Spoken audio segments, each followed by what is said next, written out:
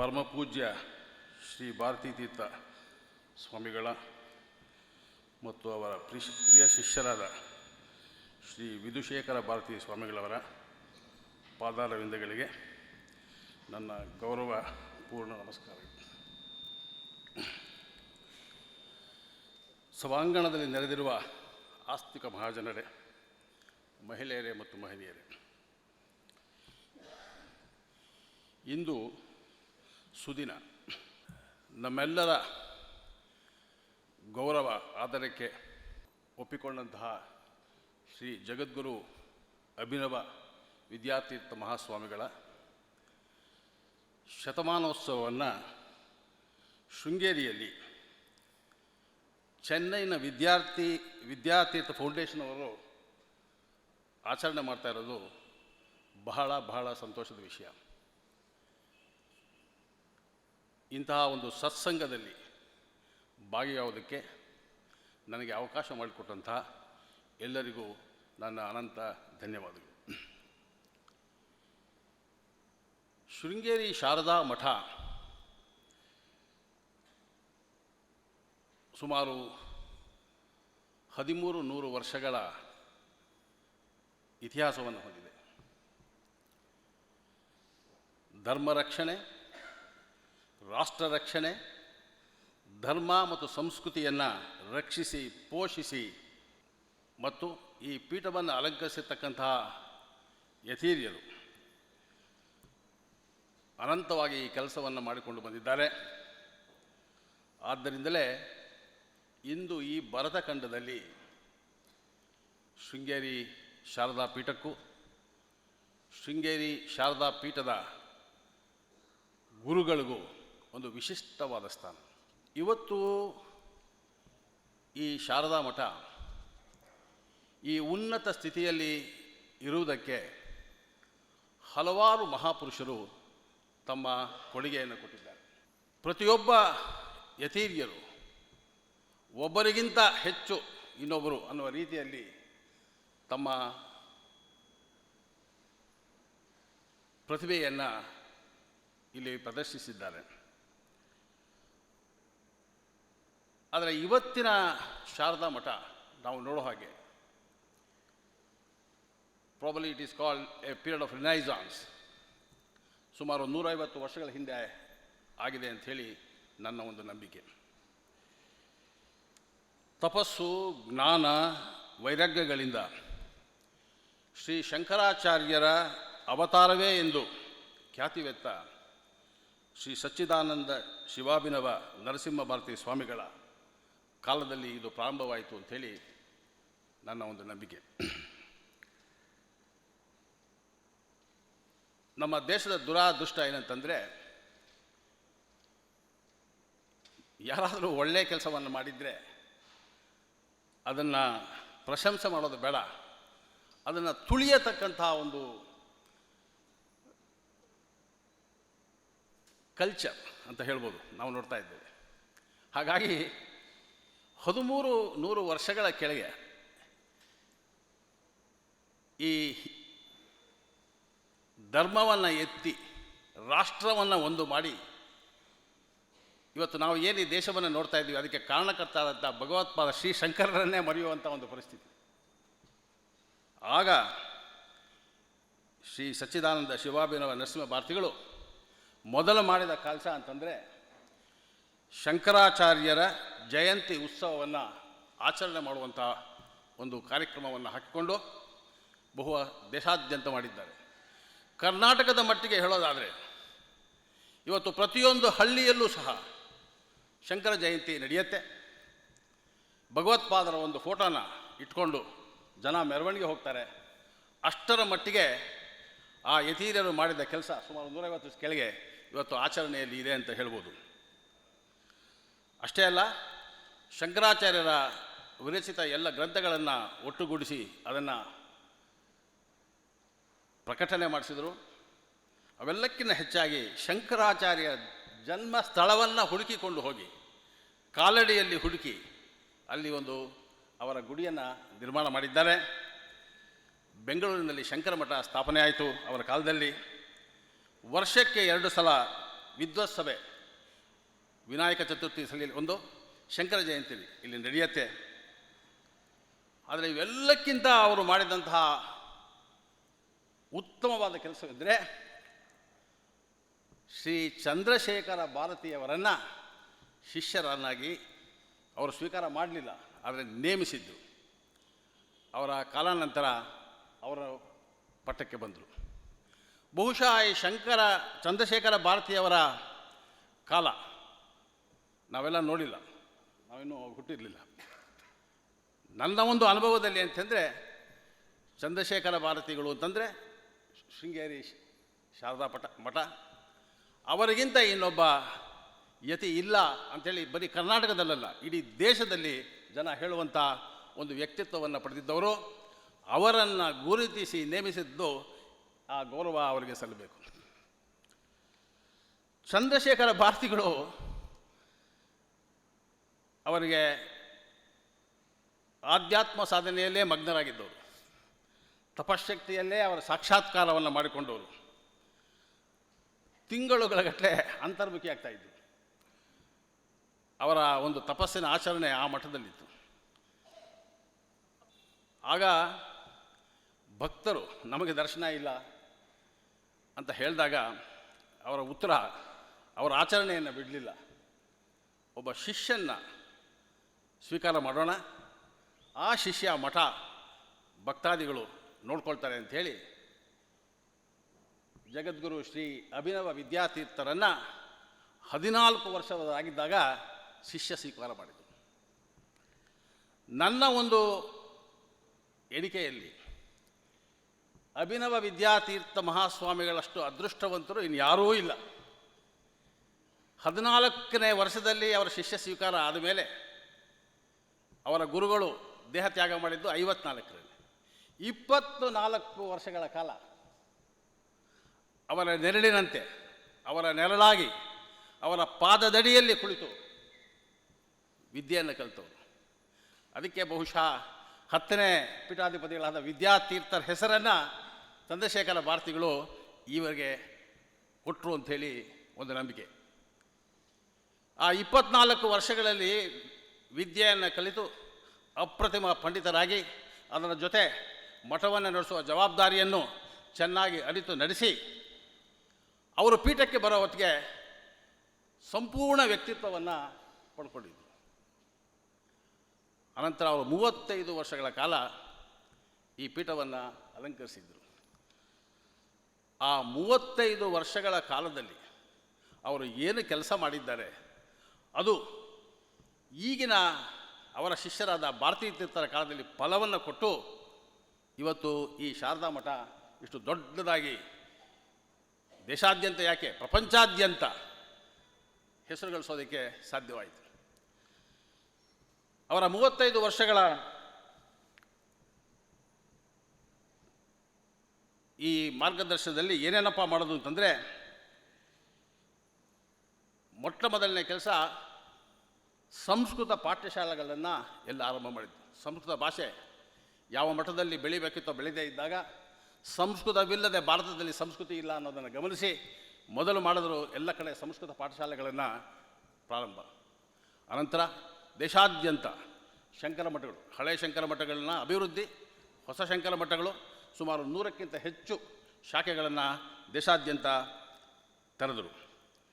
ಹಾಗೆ ಗ್ರಾಮಾಂತರ ಬಡವರಿಗಾಗಿ ಶ್ರೀ ಶಾರದಾ ಧನ್ವಂತರಿ ಆಸ್ಪತ್ರೆಯನ್ನು ತೆರೆದರು. ಎಲ್ಲಕ್ಕಿಂತ ಹೆಚ್ಚಾಗಿ ಶಂಕರಾಚಾರ್ಯರು ಸ್ಥಾಪಿಸಿದ 4 ಮಠಗಳ ಗುರುಗಳನ್ನು ಶೃಂಗೇರಿಗೆ ಕರೆಸಿ ಒಂದು ಸಮ್ಮೇಳನವನ್ನು ಮಾಡಿದ್ದು. ಬಹುಶಃ ಹಿಂದೆ ಯಾರೂ ಮಾಡಿಲ್ಲ. ಅದರಿಂದ ಯಾವ ಶಂಕರಾಚಾರ್ಯರ ಆಸೆ ಏನಿತ್ತು, ದೇಶ ಒಂದು ಅನ್ನುವ ಒಂದು ಕಲ್ಪನೆಯನ್ನು ಅವರು ಆಚರಣೆಗೆ ತಂದರು. ಹಾಗೆ ಕಾಲಟಿಯಲ್ಲಿ ಒಂದು ಸಂಸ್ಕೃತ ವಿಶ್ವವಿದ್ಯಾಲಯವನ್ನು ಸ್ಥಾಪಿಸಬೇಕೆಂಬ ಸಂಕಲ್ಪವನ್ನು ಮಾಡಿದರು. ಆ ಸಂಕಲ್ಪ ಮಹಾಸನ್ನಿಧಾನದವರು ಪೂರ್ಣಗೊಳಿಸಿದ್ದಾರೆ. ಹಾಗೆ ದೇವಸ್ಥಾನದ ಜೀರ್ಣೋದ್ಧಾರಗಳಾಯಿತು. ನರಸಿಂಹವನಕ್ಕೆ ಹೋಗೋದಕ್ಕೆ ಸೇತುವೆಯ ಶಂಕುಸ್ಥಾಪನೆ ಆಯಿತು. ಹೀಗೆ ಈ 35 ವರ್ಷಗಳಲ್ಲಿ ಒಂದು ಕಡೆ ವೇದಾಧ್ಯಯನ, ಶಾಸ್ತ್ರ ವೇದಗಳ ಸಂಪೂರ್ಣ ಕಲಿಯುವಿಕೆ ಜೊತೆಗೆ ಭಕ್ತರು, ಮಠ, ಸಂಸ್ಕೃತಿ, ಕಲೆ ಅದರ ಕಡೆಯೂ ಗಮನವನ್ನು ಕೊಟ್ಟು ಎಲ್ಲ ಭಾಗಗಳಲ್ಲೂ ಈ ಮಠ ಮುಂದುವರಿಯುವಂತಹ ಒಂದು ಕೆಲಸವನ್ನು ಮಾಡಿದ್ದಾರೆ. ನನ್ನ ಕಣ್ಣಿಗೆ ಬಿದ್ದದ್ದು 2 ಪುಸ್ತಕ ನಿಮ್ಮ ವಿದ್ಯಾತೀರ್ಥ ಫೌಂಡೇಶನ್ನಿಂದಲೇ ಪಬ್ಲಿಷ್ ಮಾಡಿದ್ದಾರೆ. ಒಂದು ಎಕ್ಸಾಲ್ಟಿಂಗ್ ಎಲಿಸಿಡೇಷನ್ಸ್, ಇನ್ನೊಂದು enlightening expositions, a classic composition of the dialogue between the guru and the Shishyas. Of course, several topics which are very germane have been discussed. For want of time, I was impressed by 2 things, which is very, very relevant for today, especially in Karnataka. Today, everybody has respect for Vedas, respect for the Sharda Mat, but the confusion persists. Today, who is God? How to realize the God? Who is a Guru? What is this Veda? What is this Vaidika Dharma? We say Shankaracharya was responsible for bringing up Vaidika Dharma, which was waning 1300 years back. The question is, what is the use of that Vaidika Dharma? So many questions do arise, and people don't have any ready answers. So what impressed me was our Abhinava Vidyatirtha Mahaswamigal not only studied Vedas, Puranas, he was able to converse with Pandits, but more important was, he was able to converse with the common man and convince him about the principles underlying these things, which is a great quality. Today we have people, they are very learned. They can talk to a learned man, they can't talk to a common man. And common people are in the majority. And common people are having these doubts, not the educated lot, who are able to understand Vedas, who are able to look into the commentaries and understand. So what impressed me was, he was a man who knows the doubts in the mind of the people, who was able to come down to the state, explain to them the principles, and see that their doubts are clear. Today, in the present society, especially with respect to Karnataka, there is a turmoil in the society today. Pitadipatis, gurus are in the street. You read the paper. And people are attacking this Vaidika Dharma. So out of curiosity, when I looked into this book, I found answers to the doubts which they are raising. Now, a Shishya asked him, who is a guru? Well, very difficult to explain. He has said in a very simple words, a guru is one who is a gnanin, 2, who is very much interested in his Shishyas. Very simple. When you say gnanin, again the problem arises, what do you mean by gnana? What is that gnana? Today in probably Karnataka is the only place we have so many Matadipatis. There are some of the Matadipatis who are M.Tech, software engineers. After realizing that it is of no use, they have come and occupied it. When we talk about gnanin, is that mechanical engineering, software engineering? Is that knowledge that is required to a Matadipati? And we have people today who are so ignorant. A person who passes an SLC examination, a graduation, he gets a teacher's job. So according to him, the teacher is a guru. Guru Brahma, Guru Vishnu, Guru Maheshwara. And Pitu Deva, Matru Deva, Acharya Deva. So they are under the impression that he is a guru. So under these circumstances, the doubt is who is a guru. So therefore, Acharya says he must be a gnani. So who is a gnani? A gnani is a person who is 100% first, he must be pure. After attaining that purity, he must acquire this knowledge. A knowledge of Vedas, Shastras. And then he must be able to understand, follow that, and then he should be able to preach. If this is the benchmark of a gnani, you know how many Swamijis will come anywhere near to that. So therefore, today what I was wondering was, you have done a wonderful job, organize the function.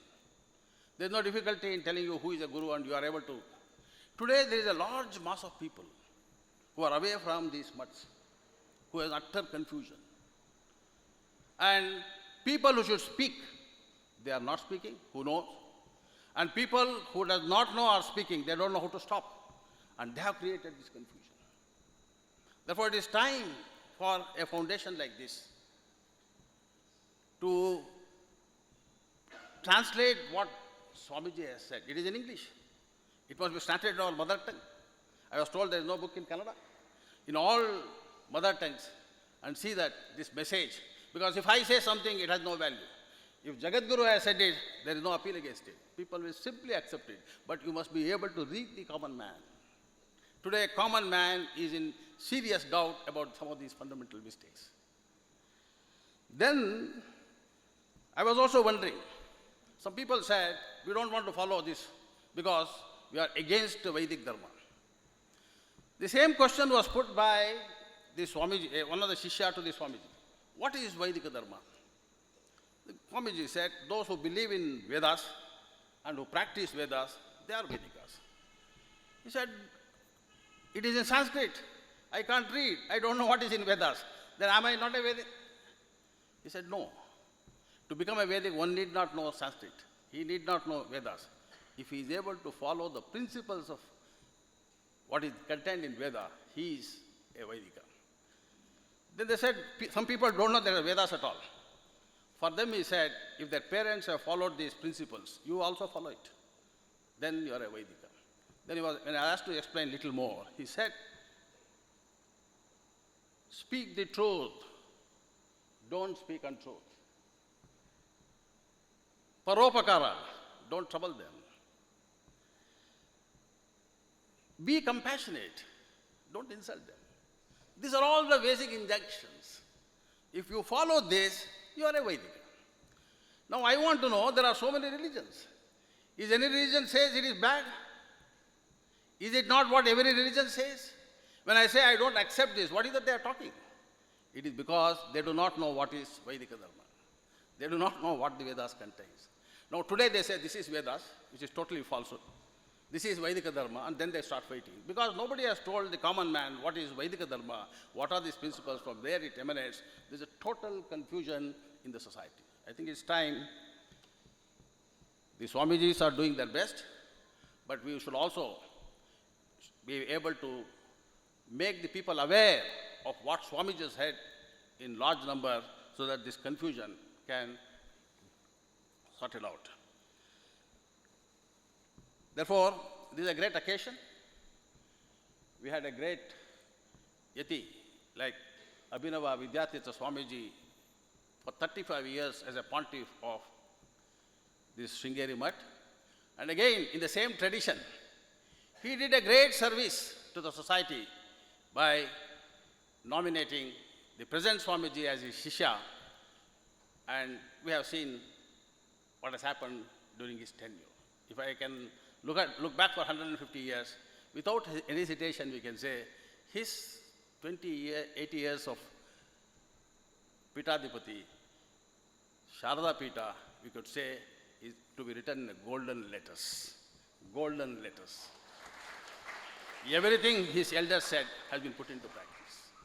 And in this occasion, I must also acknowledge, in achieving that, our Gauri Shankar has given his best, and recognizing this, the government of India has given him Padma Shri. It is a feather in the cap of Sringeri Mutt. It is not a award to Gauri Shankar, it is an award to Sringeri Mutt. Of course, there are any number of people who have given their support to the Mutt to be what it is today. And in fact, I was surprised to see a few articles on this Swamiji, one by former Additional Chief Secretary of Karnataka, A. Ramaswamy, who has delivered a lecture in 1995 on Swamiji, where he has explained his intimate connection with Swamiji and his attributes. And I also saw an article by Srimati Meenakshi Lakshmanan, who has given a very good description of Swamiji as she has seen it. And what I personally feel is, all this should be compiled in the form of a biography and should be made available to the future generations to come. It is in pieces here and there, and surely we can do that. And my appeal to Vidyarthi Foundation is,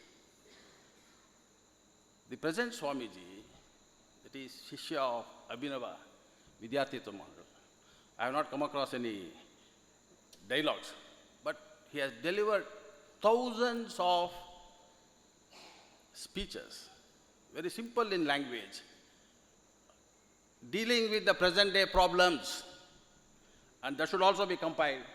A book should be made, and it should be made available to the public so that our people will know what is Sanatana Dharma, what is Vaidika Dharma, what is the path which we have to follow, what we should not do, what are the religious injunctions. And that's the only way we can show our respect to the pontiffs of this mutt. And as I said, coming from Madras, in Karnataka, in Sringeri, you are celebrating his centenary, and I behold unto you, and I tender my respects for the efforts made by you. I was just looking into some of these literature to understand the personality of Abhinava Vidyarthi Mahaswamigal. Then I found a passage where, after all, we are all strangers, we are far away. The Mahasannidhanam has said about his Guru in these words. Probably that explains what the Swamiji is. Nanna Gurugalu ಪಂಡಿತರೊಳಗೆ ಪಂಡಿತರಿದ್ದರು, ಯೋಗಿಗಳೊಳಗೆ ಯೋಗಿಯಾಗಿದ್ದರು, ಜ್ಞಾನಿಗಳ ಮಧ್ಯೆ ಅವರೋರ್ವ ಮಹಾಜ್ಞಾನಿಗಳಾಗಿದ್ದರು. ಕೇವಲ ಅವರ ಸ್ಮರಣ ಮಾತ್ರದಿಂದಲೇ ನಮ್ಮ ಸಂಕಷ್ಟಗಳೆಲ್ಲವೂ ಪರಿಹಾರವಾಗುತ್ತೆಂಬುದು ಅನುಭವ ಸಿದ್ಧವಾಗಿದೆ. If any proof is required, it is there in this book, Exalting Elucidations. The devotees have recorded their personal experiences and the relief they got either by looking at him or by taking his benediction, and that's the proof which we have. Once again, I thank the organizers for giving me this opportunity to share my views and to be a part of these centenary celebrations. Thank you.